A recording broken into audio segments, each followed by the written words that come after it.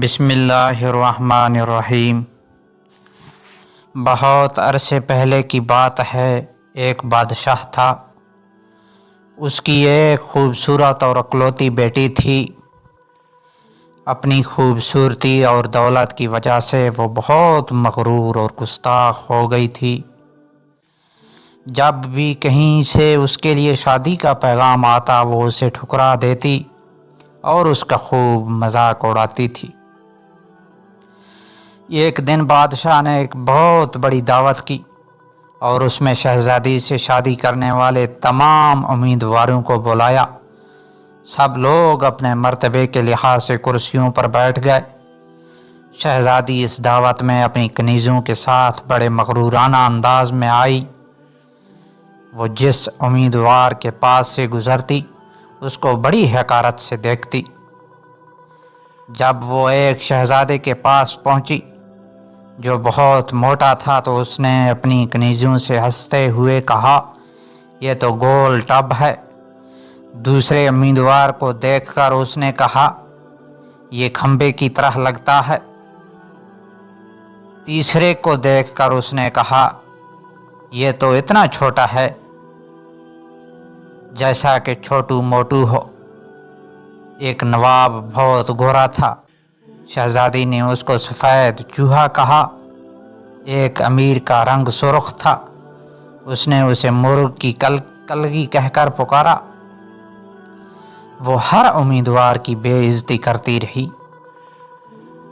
بادشاہ نے جب دیکھا کہ اس کی بیٹی نے مہمانوں کی بہت بے عزتی کی ہے تو اسے بہت غصہ آیا۔ اس نے بھرے دربار میں یہ اعلان کیا کہ شہزادی پسند کرے یا نہ کرے مگر میں اب اس کی شادی کسی فقیر سے کروں گا۔ کچھ ہی دیر بعد ایک آوارہ گرد گویا آیا جو گلی کوچوں میں گھوم کر گانا گایا کرتا تھا۔ اس نے شاہی محل کے نیچے کھڑکی کے قریب کھڑے ہو کر گانا شروع کر دیا۔ بادشاہ نے اس کی آواز سنی تو ایک خادم کو حکم دیا کہ اس فقیر کو اندر بلا لاؤ۔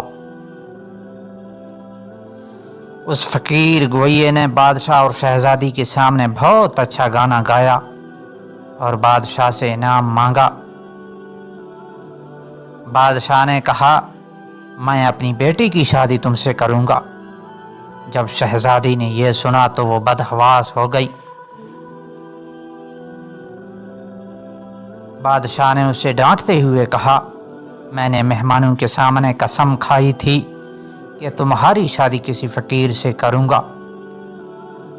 یہ کہہ کر بادشاہ نے قاضی کو بلایا اور مغرور شہزادی کی شادی آوارہ گرد گویے کے ساتھ کرا دی۔ شہزادی روٹتی پیٹتی فقیر کے ساتھ چل دی۔ راستے میں وہ ایک شکار گاہ سے گزرے۔ اتنی بڑی شکار گاہ کو دیکھ کر وہ حیران رہ گئی۔ اس نے فقیر سے پوچھا، یہ شکار گاہ کس کی ہے؟ فقیر نے جواب دیا، میں نے سنا ہے کہ تم نے ایک داڑھی والے بادشاہ کا مذاق اڑایا تھا، یہ شکار گاہ اس کی ہے۔ اس کے بعد وہ بہت خوبصورت باغوں میں پہنچے۔ ان کو دیکھ کر شہزادی نے پھر پوچھا۔ فقیر نے پھر جواب دیا، یہ باغ بھی اسی داڑھی والے کے ہیں۔ پھر وہ ایک بڑے عظیم الشان شہر میں داخل ہوئے۔ اتنا خوبصورت شہر دیکھ کر شہزادی حیران رہ گئی۔ اس نے پھر پوچھا۔ فقیر نے جواب دیا، یہ شہر بھی داڑھی والے بادشاہ کے ملک کا پایہ تخت ہے۔ اگر تم اس سے شادی کر لیتی تو یہ سب کچھ تمہارا ہوتا۔ فقیر شوہر نے ناراض ہوتے ہوئے کہا، مجھے اس سے کوئی مطلب نہیں، مگر تم میرے ہوتے ہوئے دوسرے مرد کی بات کیوں کر رہی ہو؟ کیا مجھ میں کوئی کمی ہے؟ اس طرح کی باتیں کرتے ہوئے وہ ایک چھوٹی سی جھونپڑی کے قریب پہنچے۔ کیسی بدنما اور چھوٹی سی جھونپڑی ہے، یہ کس کی ہے؟ شہزادی نے پوچھا۔ فقیر نے جواب دیا، یہ میرا گھر ہے، اور یہی وہ جگہ ہے جہاں ہمیں زندگی گزارنی ہے۔ دوسری صبح فقیر نے اسے جگایا اور گھر صاف کرنے اور دوسرے کام کرنے کو کہا۔ شہزادی تمام دن کام کرتی رہی، اوپر سے جلی کٹی باتیں بھی سنتی، مگر صبر کے سوا کوئی چارہ نہ تھا۔ ایک دن فقیر نے کہا، میں نے جو کچھ کمایا تھا خرچ ہو گیا، اب تمہاری کمانے کی باری ہے۔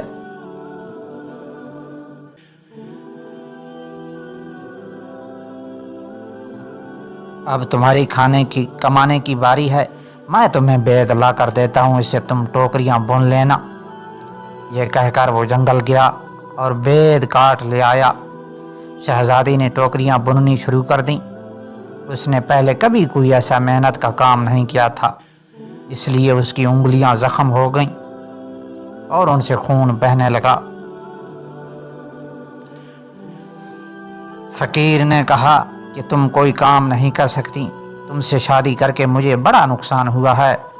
بہرحال میں کوشش کرتا ہوں کہ تمہارے لیے مٹی کے برتن لا دوں، تم بازار جا کر ان کو بیچ دیا کرنا۔ مٹی کے برتن بیچنے کا کام بہت اچھا چل رہا تھا، لیکن جب ایک خوبصورت لڑکی کو بازار میں برتن بیچتے دیکھتے تو اس پر ترس کھا کر کچھ نہ کچھ خرید لیتے۔ ایک دن ایک غسیل بد مزاج سپاہی وہاں سے گزرا۔ اس نے بازار کے بیچ میں برتن رکھے ہوئے دیکھ کر انہیں لات مار دی اور کہا کہ آئندہ اس راستہ مت گھیرنا۔ شہزادی بہت پریشان ہوئی، اس نے سارا واقعہ گھر آ کر اپنے شوہر کو سنایا۔ شام کو فقیر نے کہا، شاہی محل میں تمہارے لیے مددگار باورچن کی جگہ مل گئی ہے، اب کم از کم ہمیں کھانے کو خوب مل جایا کرے گا۔ اور اس طرح مغرور شہزادی ایک مددگار باورچن بن گئی۔ وہ ہر روز صبح سے شام تک باورچی خانے کے سارے کام کرتی اور شام کو لوگوں کے آگے کا بچا ہوا کھانا لے کر گھر آ جاتی، اور اس طرح دونوں میاں بیوی کا گزارا ہو جاتا۔ محل میں آئے ہوئے اس سے کچھ ہی دن گزرے تھے کہ اس نے سنا کہ محل میں کوئی شادی کی تقریب ہونے والی ہے۔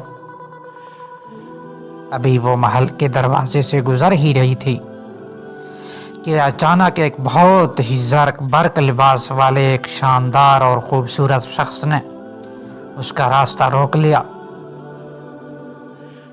شہزادی نے نگاہ اٹھا کر دیکھا کہ وہی داڑھی والا بادشاہ تھا جس نے اس کا خوب مذاق اڑایا تھا۔ وہ خوف اور شرم سے کانپنے لگی۔ شہزادی کا یہ حال تھا کہ کسی طرح زمین پھٹ جاتی تو وہ اس میں سما جاتی۔ آخر کار شہزادی نے جھٹکے سے اپنا ہاتھ اس بادشاہ کے ہاتھ سے چھڑا لیا اور بھاگنا چاہتی تھی کہ بادشاہ نے لپک کر اسے دوبارہ پکڑ لیا اور بڑی نرمی سے بولا، ڈرو مت، کیا تم مجھے نہیں پہچانتی؟ میں وہی آوارہ گرد گویا ہوں جو تمہارے ساتھ جھونپڑی میں رہتا ہے۔ میں وہی سپاہی ہوں جس نے تمہارے برتن توڑے تھے۔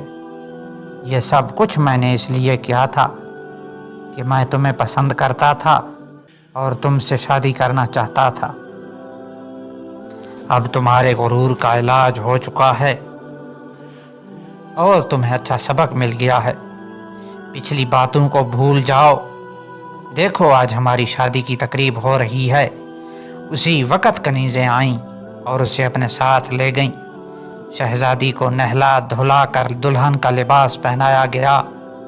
جب وہ دوبارہ حال میں آئی تو دیکھا کہ اس کے والدین اور اس کے تمام درباری بھی وہاں جمع ہیں۔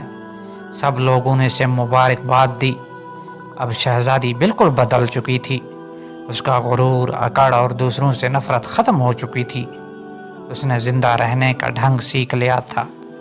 شکریہ میرے پیارے دوستو، اگر آپ اس چینل پر نیو ہیں تو برائے مہربانی اسی طرح کی مزید دلچسپ کہانیاں سننے کے لیے ہمارے چینل کو سبسکرائب، لائک، شیئر، کمنٹ ضرور کریں۔ شکریہ، مہربانی۔